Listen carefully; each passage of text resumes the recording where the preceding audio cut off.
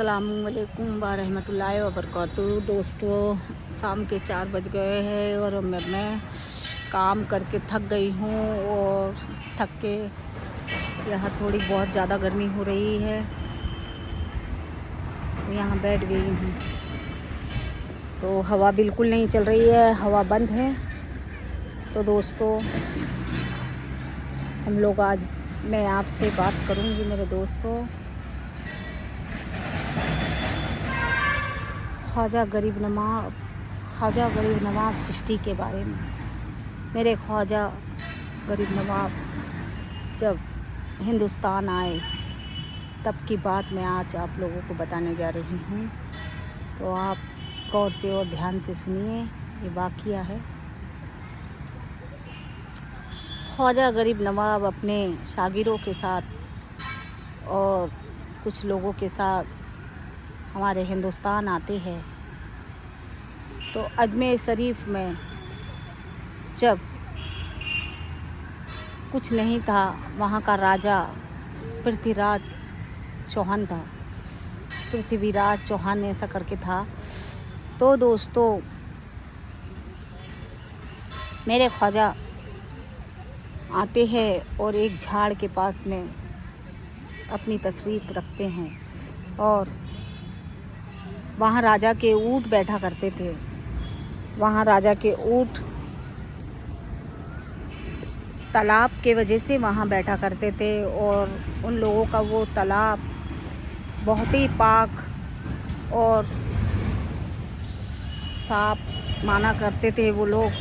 और उन लोगों का, कुछ पंडित लोगों का ये कहना था कि हम लोग इस पानी में, इस तालाब के पानी में नहाएंगे तो हमारे पाप धुल जाएंगे, या उनमें पाप कहते थे और हम में गुनाह कहते हैं।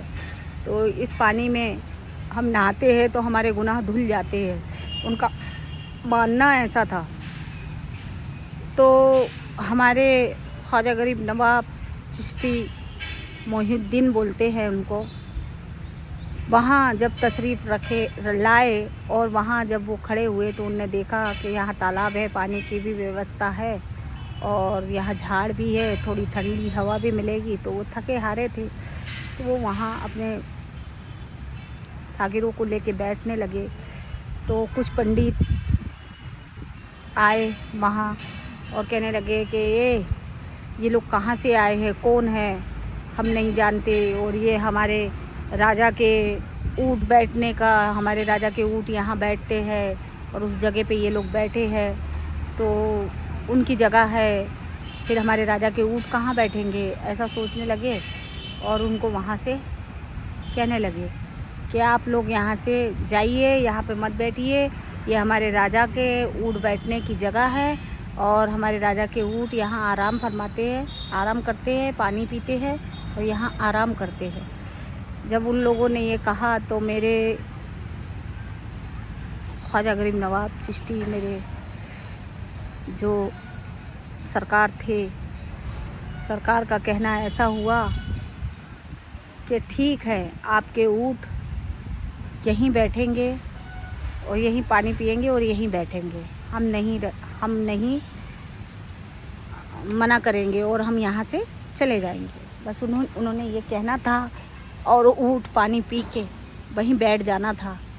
ऊँट तो वहाँ बैठ गए और फिर ऊँट के ले जाने का समय होता है तो राजा के सिपाही ऊँट उठा के रह गए, लेकिन वो जगह से ऊँट टस से मस नहीं हुए और ना ही उठे। और वो उठते भी तो कैसे, मेरे ख्वाजा का हुक्म था कि ऊँट यहीं बैठेंगे, उन्होंने तो कहा ही नहीं कि ऊँट यहाँ से जाएंगे। वो थक गए, हार गए, राजा के पास में गए, पंडित लोग आए, उन्होंने उठवाए, पुजारी लोग जो भी थे, मंदिर वगैरह थे उनके वहाँ, तो पूजा वगैरह करते थे। तो वो उठने लगे तो उठाए, नहीं उठे। फिर वो राजा के पास दौड़ते दौड़ते गए और राजा के पास में जाके कहने लगे, राजा साहब, पता नहीं कहाँ से कौन आया है और हम लोग जानते नहीं हैं।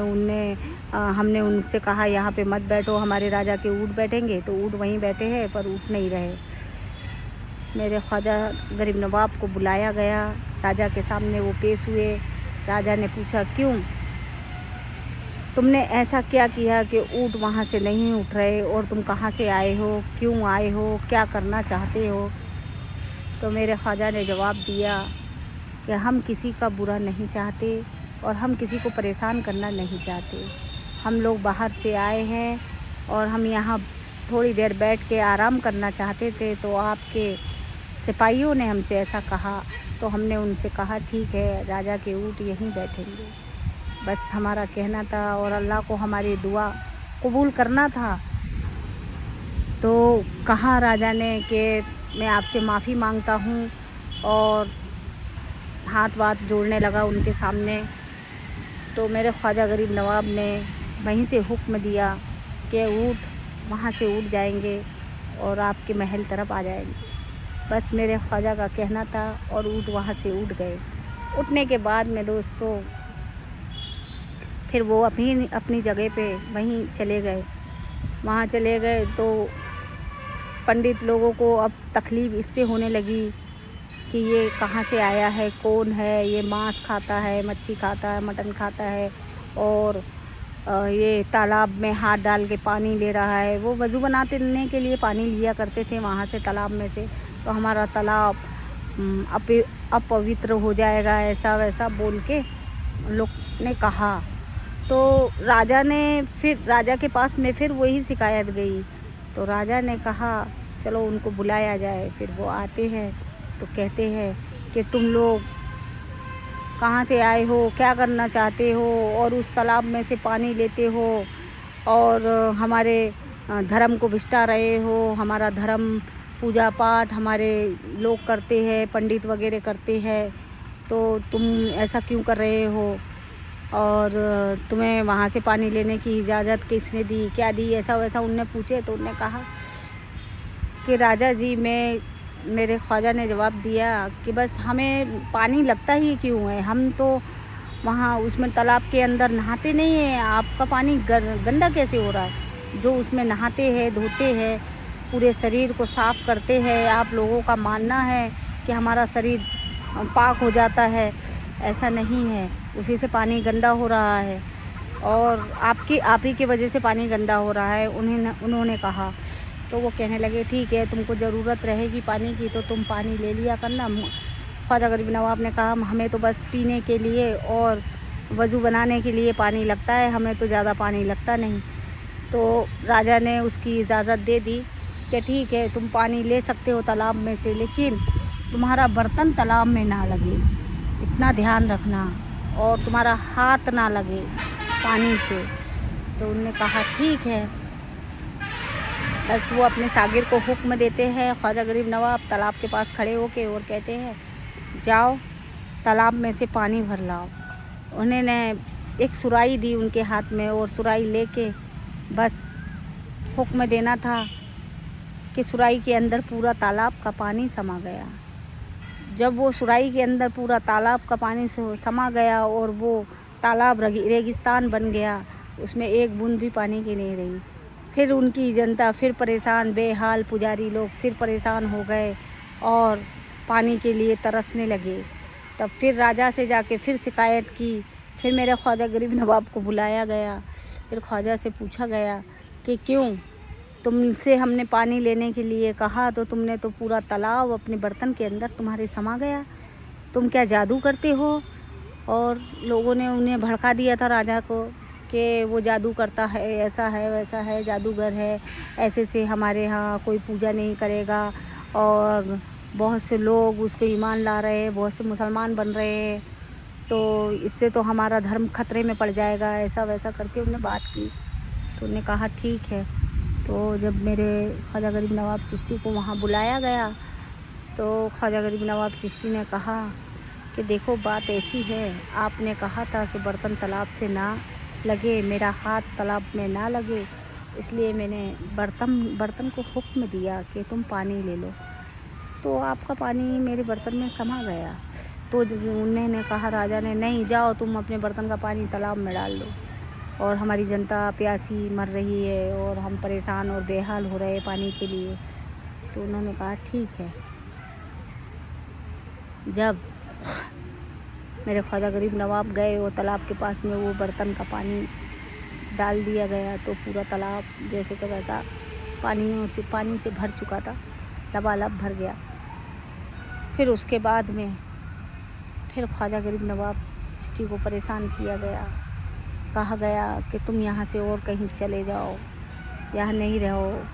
मेरे ख्वाजा गरीब नवाब बोले अब तो मैं यहीं रहूँगा, मैं कहीं नहीं जाऊँगा। वैसे तो मैं चला जाता, लेकिन आप लोग कह रहे हैं तो अब तो मुझे यहाँ रहने की ज़रूरत है और मेरे अल्लाह ने यहीं भेजा है, मैं यहीं रहूँगा।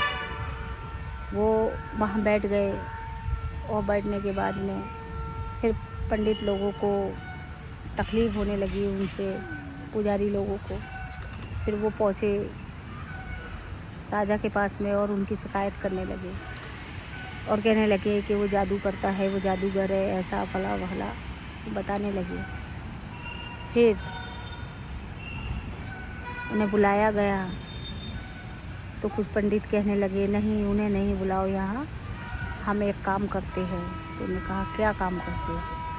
तो हम एक पंडित को जानते हैं, फला फला पंडित है, वो जादू का टक्कर जादू से कर सकता है, आप जैसा जादू बोलोगे वैसा जादू वो कर सकता है। फिर उस पंडित को बुलाया गया और उस पंडित को बुलाने के बाद मेरा ख्वाजा मोहिउद्दीन चिश्ती के सामने उसे खड़ा किया गया। मोहिउद्दीन चिश्ती ने जब उस पंडित को देखा तो उस पंडित से कहा क्यों भाई, क्यों आए हो? तो उन्होंने कहा मैं इसलिए आया हूँ कि तू कहाँ से आया है, क्यों आया है, तू तड़ाक में अब शब्द उनसे बोलने लगा ख्वाजा गरीब नवाब से। तब मेरे ख्वाजा ने जवाब दिया मुझे तो तेरे माथे की लकीर बता रही है कि तू बहुत जल्द अभी ईमान लाने वाला है। बस उनका कहना था और उस पंडित का उनके कदमों में गिरना था। तो उस पंडित का नाम भी देखिए दोस्तों क्या था, रामचंद्र उस पंडित का नाम था।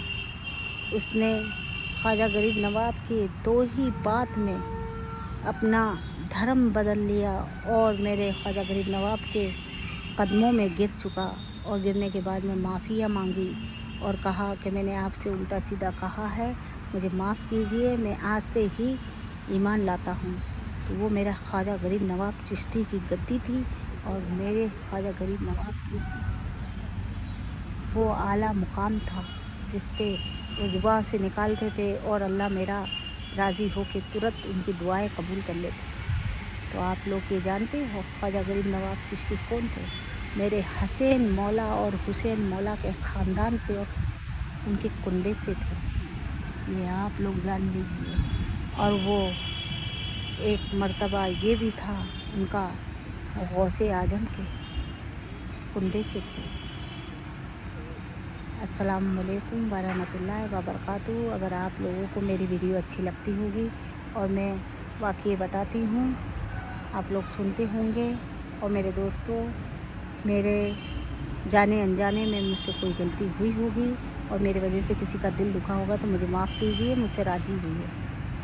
अल्लाह अकबर, अल्लाह के अमान में रहिए, अल्लाह आपकी हिफाजत अता फरमाए।